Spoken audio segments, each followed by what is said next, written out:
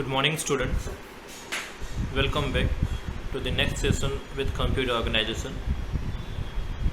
Today's topic is algebraic manipulation, or we can say this is the foundation of Boolean algebra manipulation.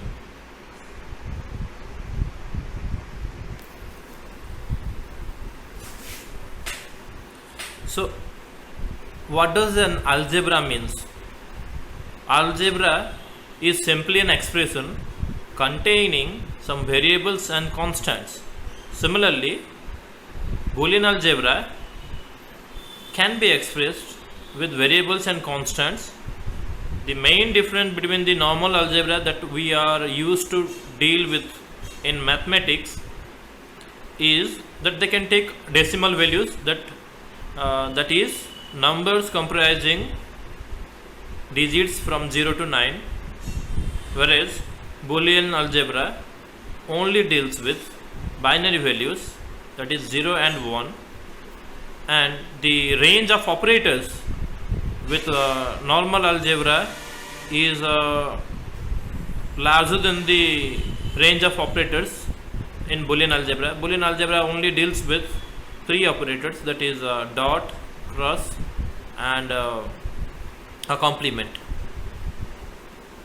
So Boolean algebra is a useful tool for simplifying digital circuits. Boolean algebra can be considered as a useful tool.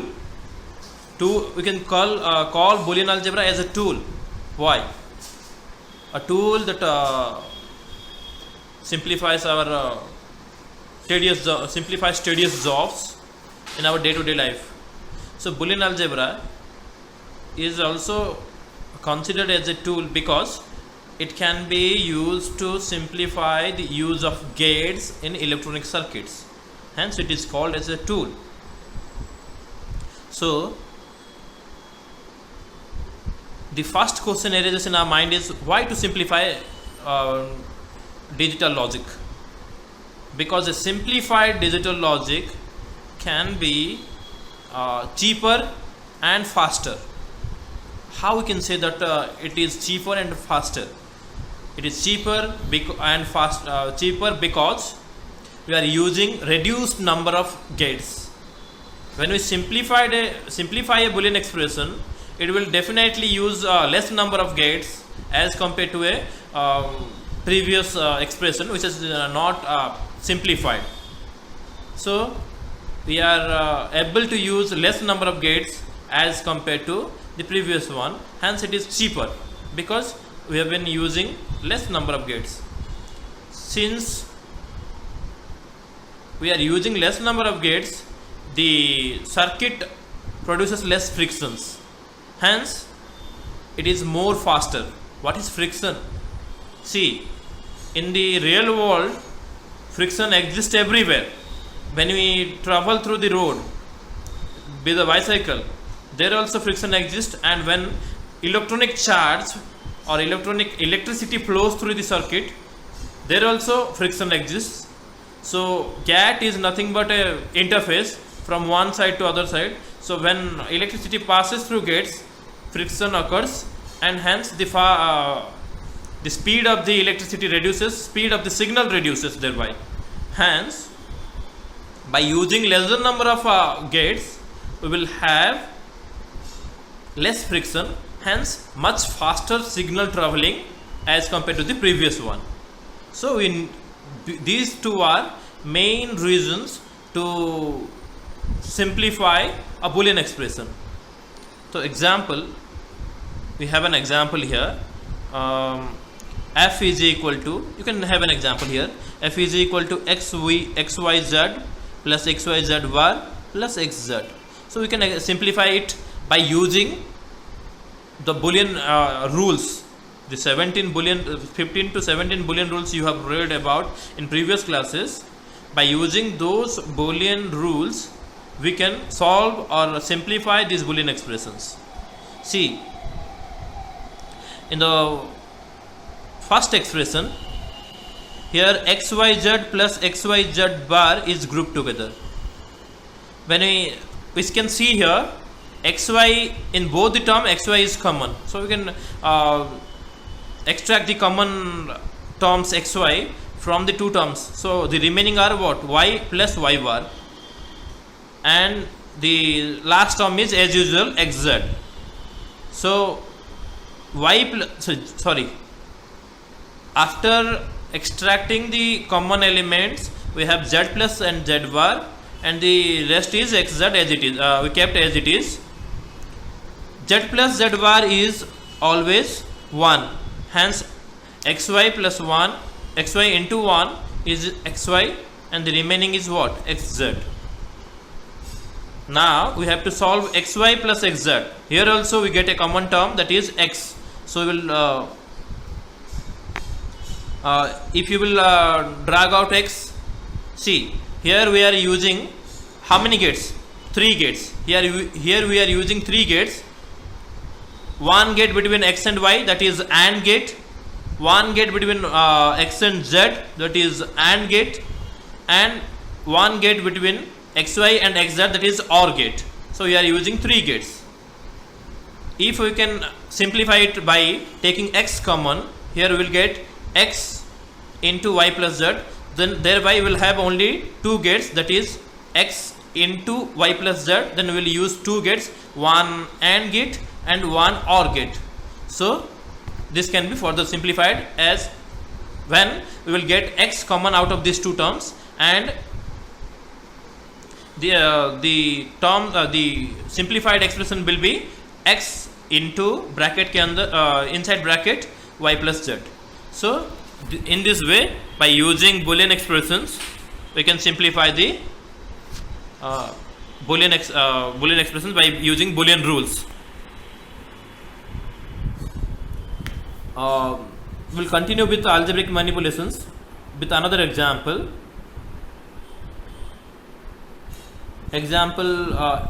C. We have a question: x y z bar plus x y z bar x bar y z bar plus x y z bar is equal to x bar z bar plus y z bar. What does here we have to prove the expressions. Left side is always equal to right side. That's what we want to prove here in these expressions. So proof. The first left side is what? X y bar z bar plus x bar y z bar plus x y z bar.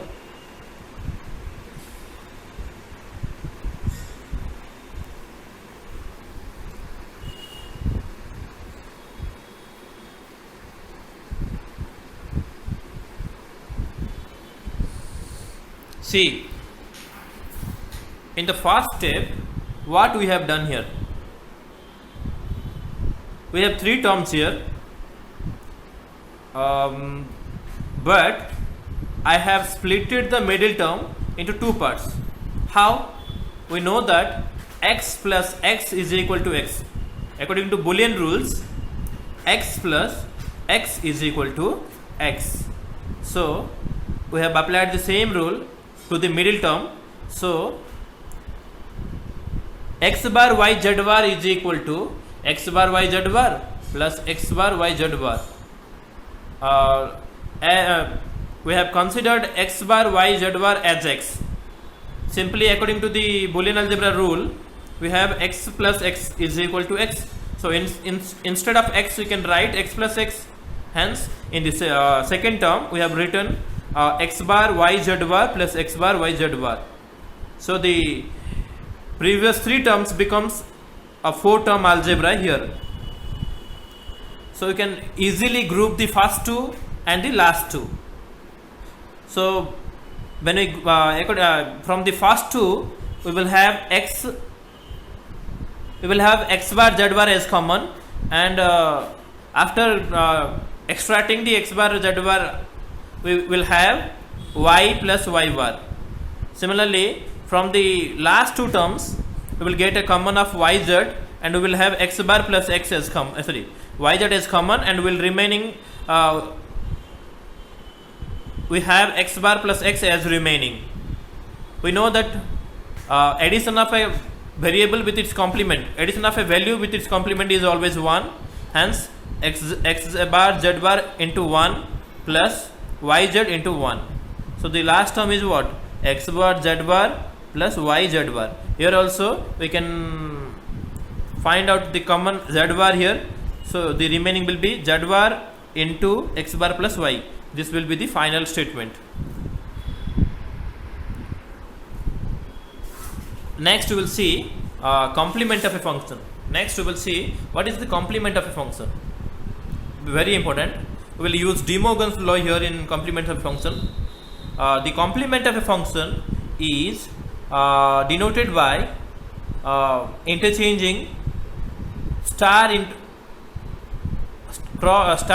plus and 1 and 0 and complementing each variable. Otherwise interchanging is otherwise, or we can say interchanging ones to zeros in the truth table column showing f. So the complement of a function is not the same as the dual of a function. So see, complement, how we can get complement of function?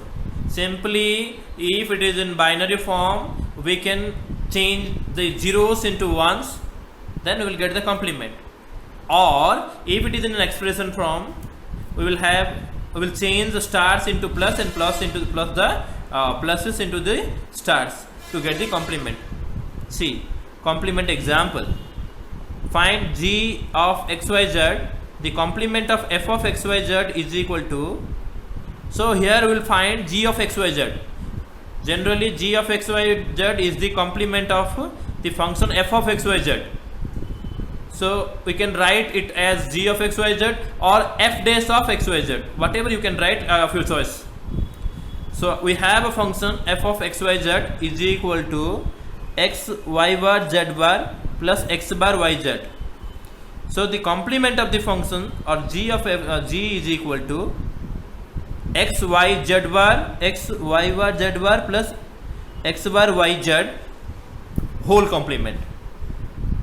According to De Morgan's law, x plus y whole complement is equal to x complement into y complement. So in this case we will take x y bar z bar as x and x bar y z bar as y. So x plus y complement is equal to x complement, that means x y bar z bar whole complement plus into x bar yz complement. Now again we will apply Boolean's law to the expression x y bar z bar complement, because here we have three variables. So according to Boolean's law, we have to change the into plus or stars into plus. Here there is a star between x and y bar and a star between y bar and z. So when we are finding out its complement, we will exchange these values and put a complement to each individual. So x y bar z bar whole complement is equal to x complement into plus y complement of complement is equal to a normal variable. Hence the complement of y complement is y into the complement of z complement is z. Similarly, the next term x bar yz whole bar is equal to, again the complement of x bar is x plus y, the complement of y is y complement and the complement of z is equal to z complement. So this is the complement of the given function x y bar z bar plus x bar yz. Hope you people are getting about the complement of a Boolean expressions. Now the next topic is we will think about canonical and standard form. This is very important in case of computer organization.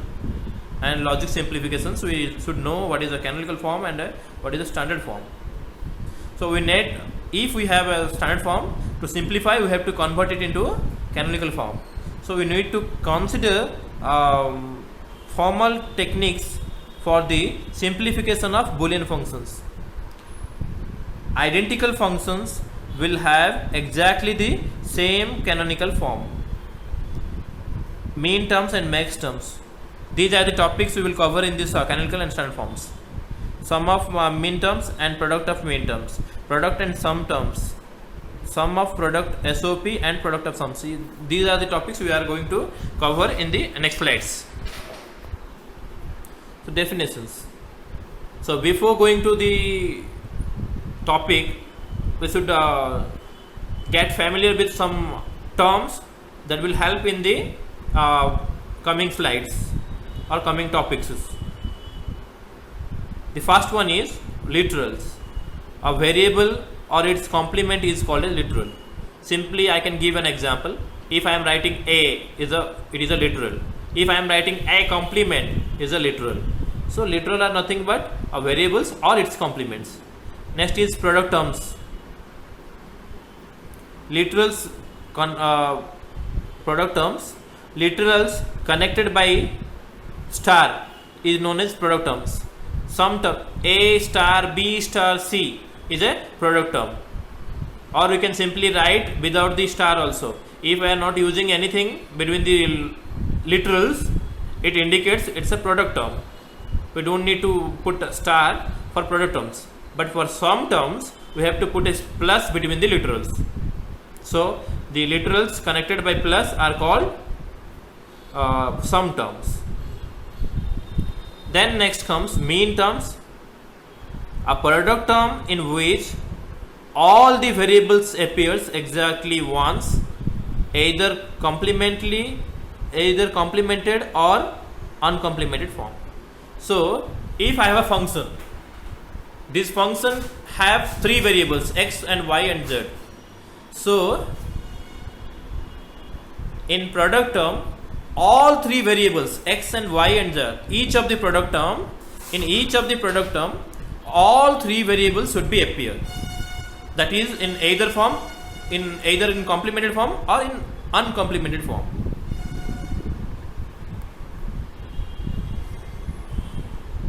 One minute.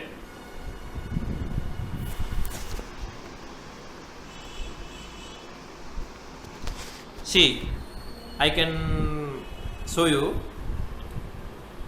a product term here, A, B, C complement. If I have three variables A, B, C, so in all terms, in each of the term of the algebraic expression, we must found A, B, C, means all three variables should appear in each of the terms. That is either in complemented form or in uncomplemented form.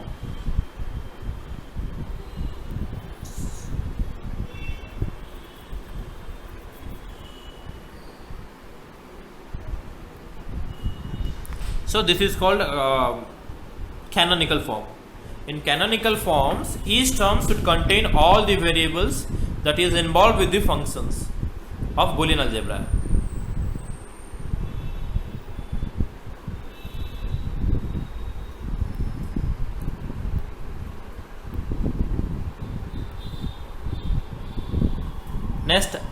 Next is max term. In case of product term,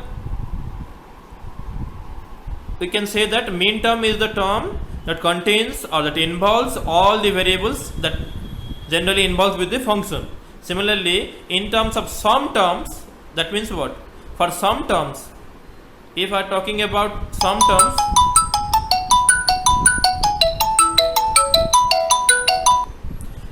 if we are talking about sum terms, so each term must be in terms of in case of sum terms, each term must involve all three variables that is involved with the function with a plus symbol between them. You can see here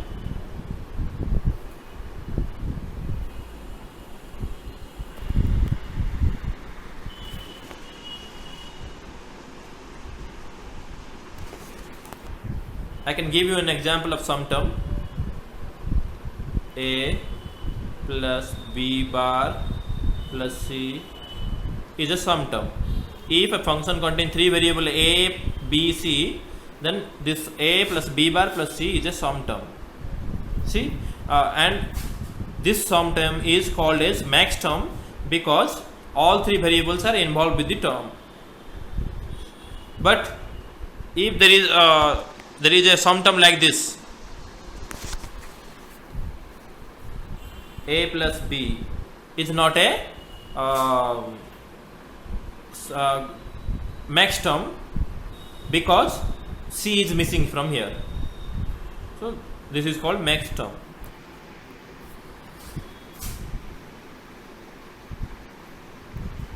Then the next is I have already discussed about this min terms and max terms.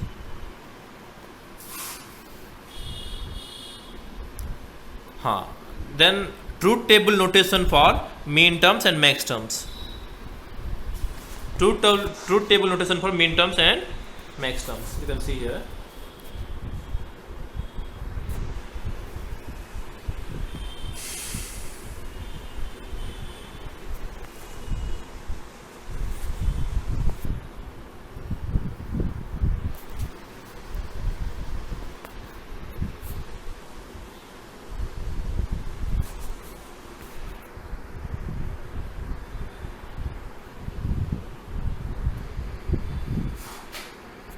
Min terms and max terms are easier to denote using a truth table.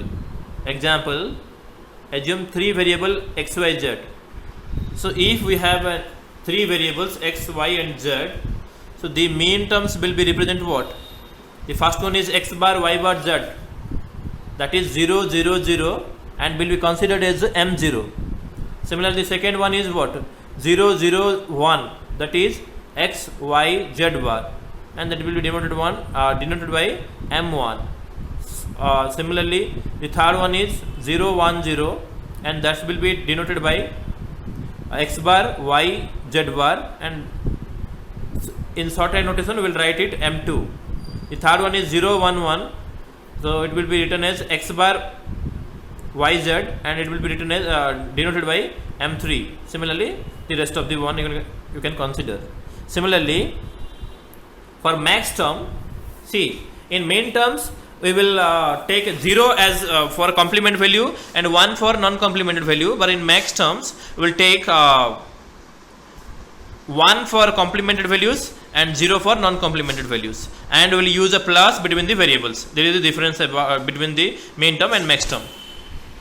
Thank you. So the next topic will be canonical forms. Any Boolean function can be expressed as a unique sum of min terms and unique product of max terms under fixed variable ordering. In other words, every function has two canonical forms: canonical sum of products or canonical product of sums. So canonical sum of product means what? It is a sum of all min terms. And canonical product term means what? It is the product of all max terms.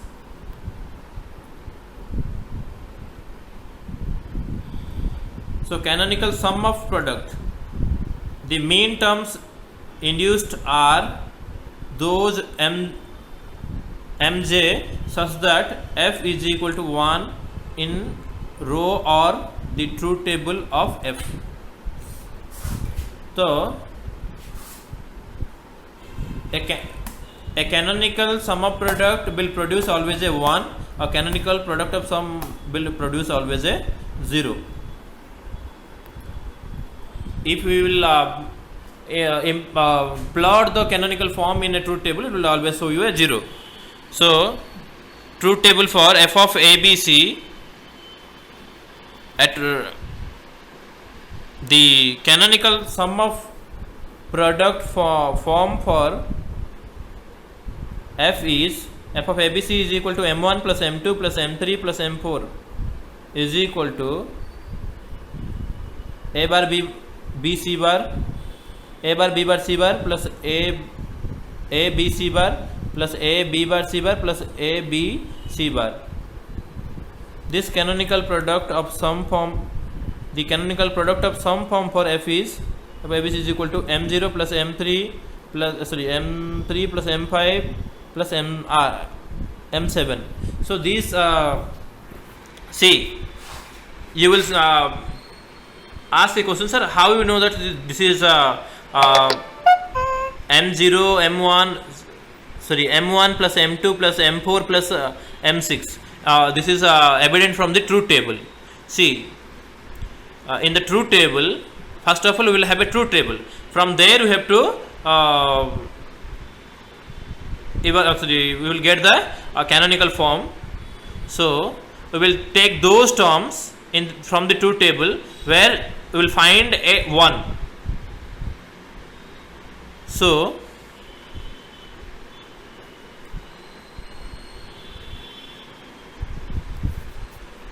from the truth table we will get these values for canonical sum of product and for canonical product of sums. Sort and pi and sigma. Always sigma is used for sum of products and pi is used for product of sums.